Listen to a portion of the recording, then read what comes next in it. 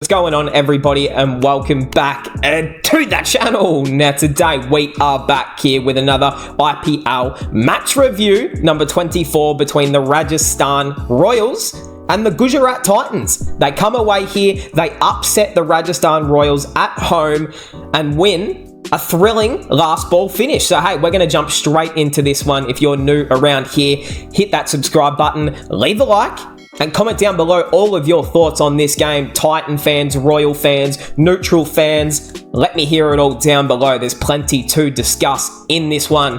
So we're going to jump straight into it here. We will, of course, touch on the table and the purple and the orange cap at the end. All right, let's get into it. Another thriller. Jay Shah cooking up again, and we're here. Player of the match, of course, it was going to be this man. Rashid Khan, 1 for 18, bowled bloody terrific. I tell you what, he's had a little bit of a lean patch this season, and even at the back end of last season, wasn't taking wickets, was getting put for a fair bit of runs. This is the Rashid Khan we know, super economical, and just making it really difficult for anyone to play him. But most importantly, the 24 not out at the end off 11 deliveries sees them home with a beautiful 4 to win the game. Obviously did get a little bit lucky in the last over. He nicked one and it went for 4, past the keeper.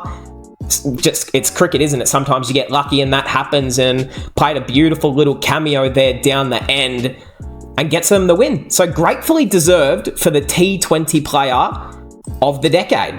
That's not my opinion. That is just, didn't he win that award? I believe so. I'll edit that out. Anyways, we'll jump straight into this one. The Rajasthan Royals, they lose the toss. They're sent in to bat first. There was potentially a bit of rain around, but didn't have any impact on this game except the start, and delayed it by 15 minutes. By then, there was no dramas. Jaiswal, let's get into it. He, of course, did get impacted out. I don't really know why in the second innings, but started very, very well. 24 off 19, 5 fours. Then does find himself out there, though, from a beautiful catch there by Matthew Wade, who, of course, was the inclusion for the Gujarat Titans, keeping, but also just trying to add something a bit quicker at the top order. We will get into his innings, but of course, not to be for Wadey. Josh Buttler, he then goes for 8. I mean, unless he's playing against RCB, the man doesn't really care to make any runs. Fair enough. And this is where the game was really set up at the start here for the Royals. Sanju Samson and Riyan Parag, almost a match-winning partnership. I thought it was going to be enough in the end. Let's talk about the skipper, the wicket-keeper. Is he going to be on that plane to the USA in a few months' time for the World Cup? He's making a pretty good claim for himself here. 68 off 38, 7 fours, 2 sixes, a sexy strike rate, finishes not out. That is exactly what you want to see from a skipper, from your wicketkeeper, from your number 3 batsman. They can see out the entire match and put this team not on his shoulders, but really that partnership between him and Parag was so damn massive in the terms of this game, because after that, they had Jarrell to come out and then Ashwin. So, of course, they can smack the ball, but that was the partnership right there, and they were bloody terrific. Riyan Parag, what else can you keep saying about this man? I mean, the comeback story for this guy has been bloody phenomenal. 76 off 48, 3 fours, 5 sixes. He did soak up a lot of the strike as soon as he got out there, but it was well worth it, because if you give this man anything on the leg side, he's literally just going to punish it. And they just kept bowling. I think it might have been Noor Ahmad who kept bowling leg side to Riyan Parag. And it did not make much sense under a bit of pressure, and he kept bowling the same line and length. The man Parag just kept smacking it for a boundary. It was pretty hot to watch. Shimron Hetmeyer then came out, puts over the rope twice, and almost puts them within a 200 score here, but I was definitely thinking 196 should be a very, very good total here, and I don't think they'll be able to chase it down on the other end, but we will get into it. Into the bowlers, a bit of an expensive one for most of them. Umesh Yadav, 1 for 47 off 4. Okay. Spencer Johnson now. We remember, look, Yeah, I mean, it did not make... So I did say this at the time. I didn't really get why they bought him for this much. Like, I understand he's a tall, left-arm, quick bowler, but he's never really had experience outside of Australia and done that well.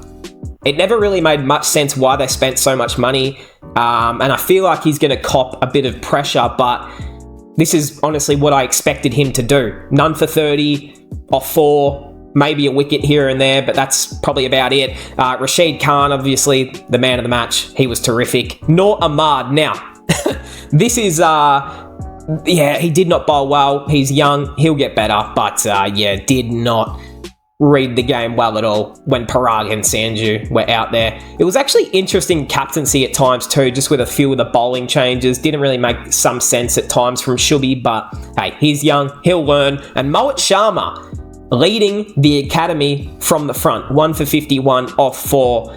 That's not to be. But hey, the man is 72. You know, sometimes he's going to be good. Sometimes he's not going to be good. So hey, that's all good. Into the Gujarat Titans side of things, 197 to get the W. The Rajasthan Royals, they've been one of the best teams all season. It was going to be a big ask. Look, now, let's talk about... So obviously you look at Sir Darson, you look at Shubman Gill, especially Shubman Gill, that was the match-winning kind of set them up from the start. But around that, it was just a bunch of little scores that ended up contributing and making it super tight till the end. We will of course start here though. Sir Darson, 35 off 29. I'm liking the role he's playing. I know he's probably, not going as quick as he would like to and strike rate wise, but I think he's still just giving Gujarat a little platform to start with and not putting them under pressure right away, because let's be honest, there's nothing worse than losing a wicket or two in the power play and then you really put yourself on the back foot. So I kind of like that he's playing this role of just getting set. I think he's like 4th in the orange cap now too, which is pretty cool for him. Shubman Gill. Now, well done, my friend. Well bloody done. 72 off 44, 6 4s, 2 6s. We didn't know if you could do this away from Ahmedabad. You did very, very well today. Some of the shots down the ground were... there's a reason that we compare him... not really compare him to Sachin Tendulkar, more so because he dates his daughter, but they do kind of just play those similar on drives. They punch it down the ground, and you don't even think they've hit it that hard, and it just glides along the surface and goes for 4. Brilliant innings. Of course, did find himself out, stumped there. Well done by Yuzi, but really did give them any chance of winning this. Without him, they would have fallen apart for under 140. So big ups there to Shubman Gill. Would have loved to stay out there. Matthew Wade. Now, hey, this is his first game of the season, so I'm not going to be too quick to judge. But again, Matthew Wade's washed. I'm a massive Matthew Wade fan, but this guy he just shouldn't be on an IPL team, and I'm sorry to say that, but he's just not that good of a batsman anymore. He did that one thing against Shaheen Afridi in the World Cup, which was insane. Didn't really have a good Big Bash season recently. Isn't even a contracted Australian batsman, yet he's being picked for the Gujarat Titans in the biggest T20 competition in the world. I understand why they made the change, because Kane Williamson was playing a test knock, but yeah, I would keep this. I would leave it like this, because I still think Matthew Wade can probably give you a 35 off 18, but it's not going to be a match-winning sort of knock. Abhinav Manohar, he then goes as well. Kuldeep Sen was on an absolute roll, telling everyone to shh. That was an interesting celebration there. Vijay Shankar fell for 16. Tiwatia. Now, these were very, very important late runs. They were kind of just under the pressure, had all of the finishers coming in and just tried to tonk it to the boundary, and they did extremely well. There was an over from Avesh Khan that was just putrid, let them back into the game, and then into that last over, of course, the match was won right there. There was a ball that was off the second last over as well that kind of ended up costing them this run chase in the end too. Important runs there from Tiwatia. My man, Shah Rukh Khan, finally into the playing 11. I didn't understand why he was just sitting on the bench. Look, did he dominate? No. 14 off 8, 2 boundaries. They were very important boundaries, though. He did end up going out plum LBW to Avesh Khan, but I still thought he played his role. Like, obviously, you want a little bit more, but he just play him in the team, and you will see the rewards. Rashid Khan, of course, 24 off 11, 4 fours, 218 strike rate, wins the game off his own stick. And that was all she wrote off the very last ball there. Incredible. Noor Ahmad, inspirational at the end. None off none. So, hey, that will finish us off there. We'll get into the bowlers, but a pretty thrilling run chase in the end there for the Gujarat Titans. I was not thinking they were going to touch this. I mean, especially when they're, like, the fact they left the power play wicketless, and then they just kind of had this little mid-tier collapse here with Wade, Manohar, Surdarson, Shankar, and then even when Gill kind of went out, just put a little bit of the brakes on. But when you had some of those finishers come out, Tia, Shah Rukh Khan, Rashid Khan, it's why teams need those guys at the end instead of just filling it with all-rounders and, bowlers, essentially. So, yep, let's get into the bowling. A big talking point is this. Trent Boult. Now, I don't know what happened. Sanju, did you get paid some money under the table? What the fuck happened? I mean, what happened, Sanju? You've got the best bowler on your team, the best power play bowler. He bowls 2 overs. Cool, that's cool enough. You don't need to bowl him out in the power play, but at least at the death. You do know he had 2 more overs to go. Unless he was injured or unless he had a slight niggle, I don't understand why you wouldn't bowl him. Anyone? Does anyone have an idea why he didn't get bowled? I'm going to expect that it's an injury or something, because that is one of the worst decisions I've ever seen in IPL history. So if we find out that Trent Boult isn't injured or didn't have a niggle, I'm actually going to have questions for Sanju. Like, what was that? But hey, it's okay.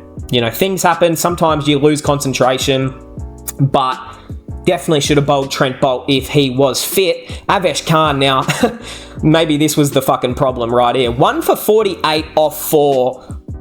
He actually started well until the end and just really did fall apart, gave too many runs late, was probably the reason they ended up choking this one in the end, to be honest.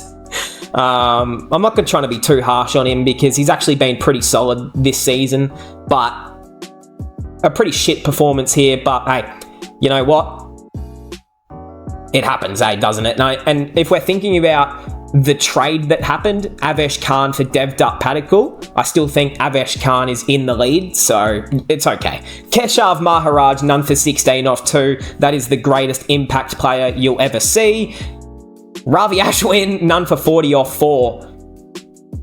Am I reading that right? That's got to be fake stats. Yuzi Chahal, 2 for 43 off 4. Took wickets, still went for a bit of tap, but he is, I believe, now in front of the purple cap. So that's a big W for the man Yuzi right there. And Kuldeep Sen bowled bloody terrific at the start. Again, a little bit like Avesh, fell away a little bit, but when you're getting someone like Kuldeep Sen stepping up, a local player, it's bloody important, especially when you had Trent Boult only bowling the 2 overs.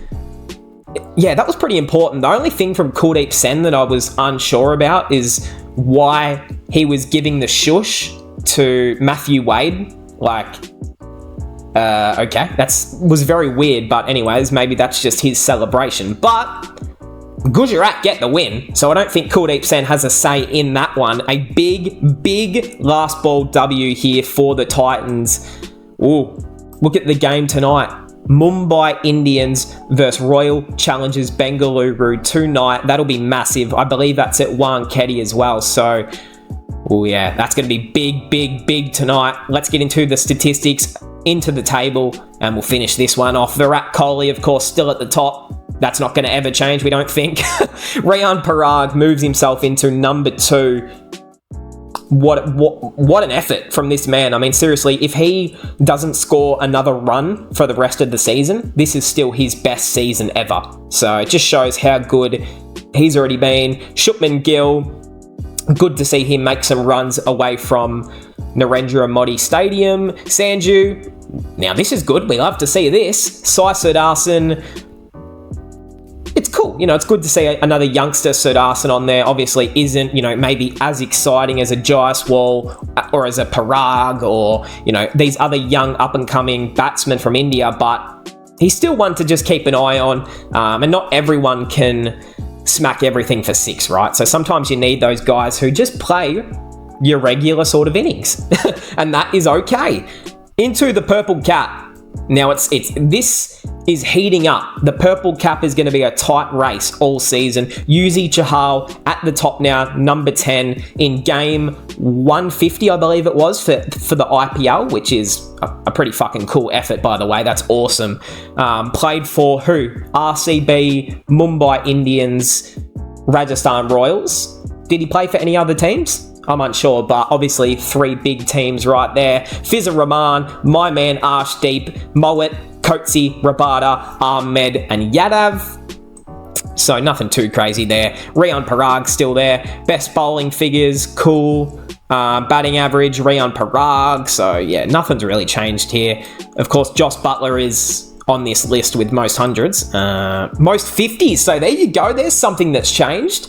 Riyan Parag, Sanju Samson both have the most 50s this season. I tell you what, no one predicted that, but here we are. That will finish us off though. When we jump into the table, the Royals, oh baby, okay, look at that. They're absolutely cruising until that loss, so I'm joking, but hey, the fact that they still sit top of the table, you don't really care. Like, it's okay to have a loss. Sometimes it's a good thing to just bring the team back down to earth and humble them, so they'll be better for it. Still sit in first. Kolkata, of course. Lucknow in third, which is, pretty cool. CSK in fourth. SRH, Gujarat into sixth after that win, which is a little bit upsetting because it means that Punjab moved down a spot into seventh. Anyways, Mumbai, RCB and DC, that is, of course, we've got Mumbai v RCB tonight, so that is a massive game. I'm going to be honest, tonight, whichever team wins out of Mumbai and RCB, they will still remain a chance for the playoffs. Whichever team loses, it's a long way back. Like, obviously, it's not mathematically impossible, but you do not want to lose another game and be 1-5, especially if you're RCB. This is do or die tonight. Like, if they lose, you might as well pack your bags. But if they win, you're back in amongst it. So there's plenty to play for tonight. That'll finish us off. The Royals, they go down to the Gujarat Titans at home in a last ball thriller. I hope we all enjoyed. Subscribe if you're new, and I'll see everyone in the next one.